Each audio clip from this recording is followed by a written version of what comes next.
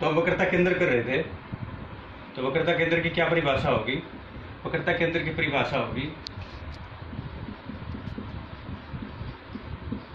गोलीय दर्पण जिस गोले का भाग होता है उसके केंद्र को दर्पण का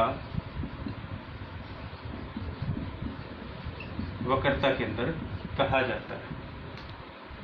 एक बार फिर से बताता हूँ। गोलीय दर्पण जिस गोले का भाग होता है उसके केंद्र को दर्पण का वक्रता केंद्र कहा जाता है। तो ये होगा वक्रता केंद्र।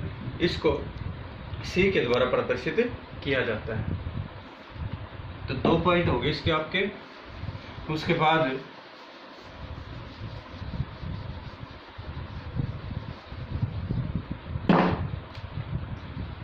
नंबर 3 आता है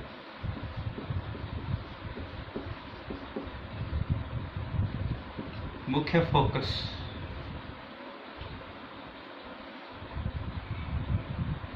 सॉरी, उससे पहले मुख्य अक्ष कर लेते हैं।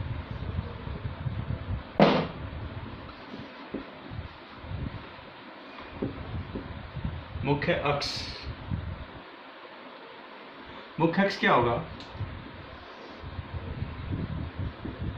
दर्पण है, ये इसका ध्रुव है, यहाँ पर वक्रता केंद्र है। तो दर्पण के वक्रता केंद्र और दर्पण के ध्रुव से गुजरने वाली रेखा को गोलीय दर्पण का मुख्य अक्ष कहा जाता है। तो इसमें क्या होगा? मुख्य अक्ष क्या होगा? दर्पण भी कौन सा? गोलीय दर्पण। गोलीय दर्पण के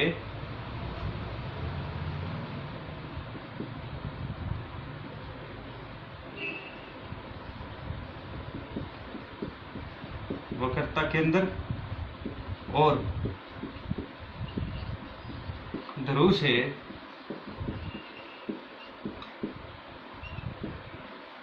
गुजरने वाले सीधी रेखा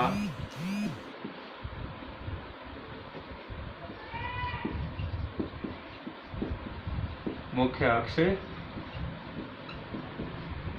कहलाती है। तो मुख्य अक्ष क्या होगा किसी भी गोलीय दर्पण का? गोलीय दर्पण के वक्रता केंद्र, यहाँ पर देखिए वक्रता केंद्र C है और ये दर्पण का ध्रुव P है। तो इनके बीच से जो सीधी रेखा गुजरेगी उस रेखा को मुख्य अक्ष कहा जाता है। उसके बाद आता है नंबर 4 मुख्य फोकस। मुख्य फोकस को कैपिटल अक्षर F के द्वारा प्रदर्शित किया जाता है। तो मुख्य अक्ष क्या मुख्य फोकस क्या होगा? मान लीजिए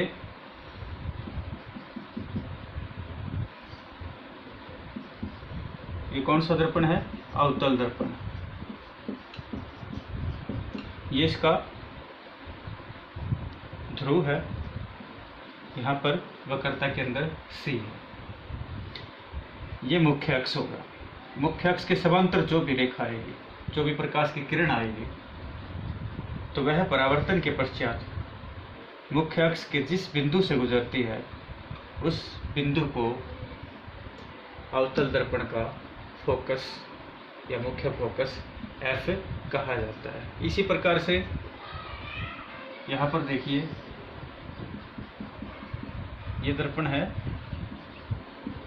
उत्तल दर्पण, ये इसका ध्रुव P और यहाँ कहीं इसका वक्रता केंद्र C होगा और ये हो गया इसका मुख्य अक्ष, जो कि इसका परावर्तक पृष्ठ इधर है।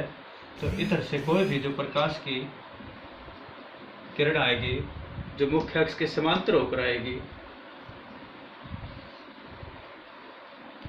ये बाहर की ओर चली जाएगी, लेकिन मुख्य अक्ष के जिस बिंदु से गुजरती हुई प्रतीत होती है, जो प्रतीत होगी मैंने आपको बताया था कल भी, उसको हम डॉट डॉट से दिखाएंगे। तो यहाँ पर गुजरती हुई प्रतीत होती है उस बिंदु को क्या कहेंगे? मुख्य अक्ष कहते हैं। तो दोनों में अंतर क्या होगा? देखिए, अवतल दर्पण का जो मुख्य फोकस होगा वहां पर मुख्य अक्ष से समांतर आने वाले प्रकाश की किरणें गुजरती हैं, जहां पे काटेंगी वो मुख्य फोकस होगा। लेकिन उत्तल दर्पण के अंदर क्या है, परावर्तन के पश्चात जो भी किरण आई समांतर, वह मुख्य फोकस बिंदु तब बनेगा जब ये मुख्य अक्ष से गुजरती हुई प्रतीत होगी, क्योंकि वास्तव में ये मुख्य अक्ष को कहीं भी नहीं काटेगी, लेकिन यहाँ पर इसको काटती हुई प्रतीत जहाँ जिस बिंदु पर होगी वो होगा उत्तल दर्पण का मुख्य फोकस। तो दो प्रकार से इसकी परिभाषा होगी।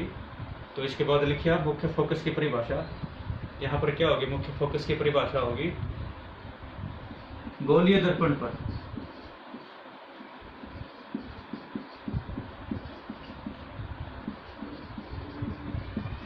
समांतर पड़ने वाली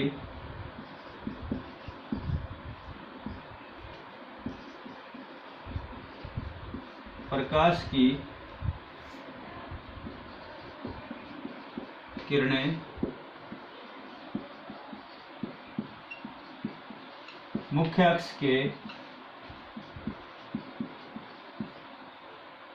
अक्ष के जिस बिंदु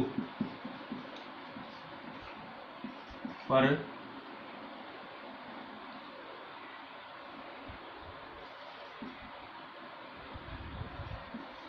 काटती हैं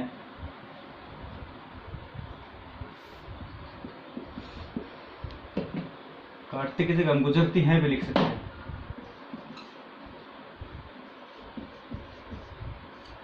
गुजरती हैं या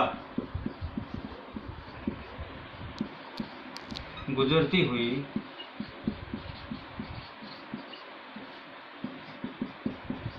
प्रतीत होती है, उस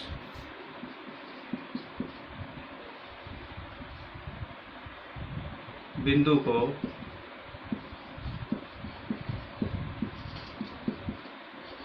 मुख्य फोकस कहा जाता है।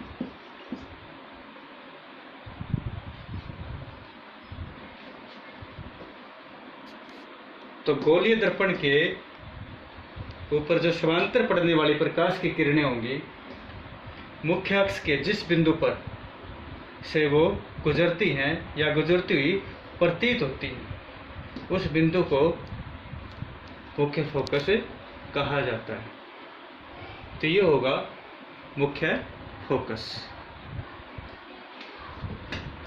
इस पे डालना एक बार, तो आप इसको देख के लिख लेना, ये मुख्य फोकस की परिभाषा हो जाएगी।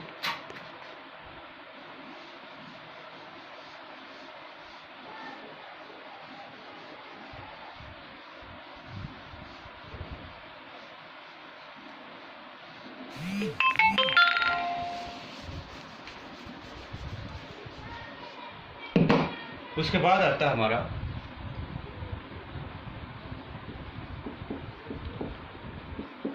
वक्रता त्रिज्या। इसको आर के द्वारा प्रदर्शित किया जाता है। पांचवा बिंदु हो गया वो। तो वक्रता त्रिज्या को आर के द्वारा प्रदर्शित किया जाता है। देखिए, दर्पण हो गया अवतल दर्पण, इसका ध्रुव हो गया, वक्रता के अंदर सी हो गया। सी और पी के बीच की दूरी, दर्पण के ध्रुव और वक्रता केंद्र के बीच की दूरी को वक्रता त्रिज्या कहा जाता है। तो इसकी परिभाषा क्या होगी? इसकी परिभाषा होगी गोलीय दर्पण के ध्रुव P और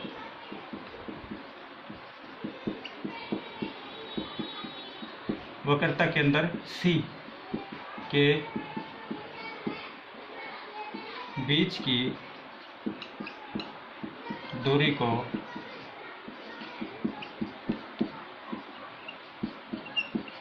वक्रता त्रिज्या कहा जाता है। ये होगी वक्रता त्रिज्या C और P के बीच की दूरी, इसको R के द्वारा प्रदर्शित किया जाएगा। इसके बाद इसमें लास्ट बचता है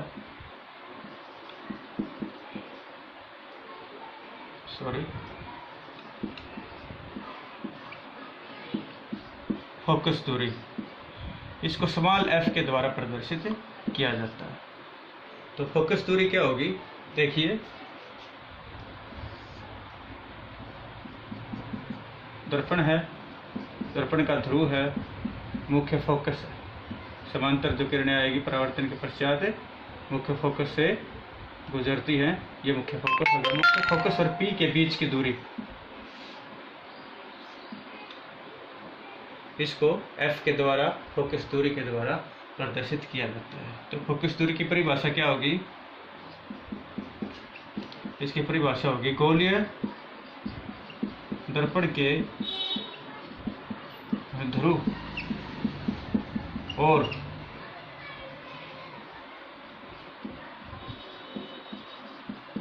मुख्य फोकस के बीच की दूरी को